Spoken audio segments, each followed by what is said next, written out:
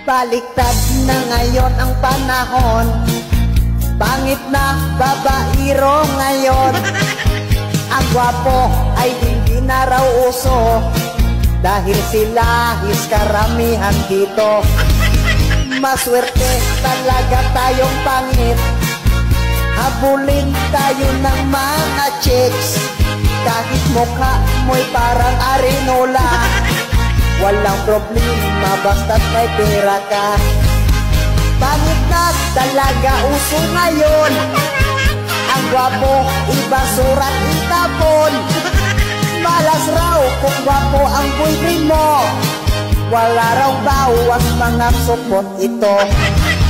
Si Dailin, gwapo raw kanyang boyfriend, nang diri siya tuwing pagsapit ng dilim.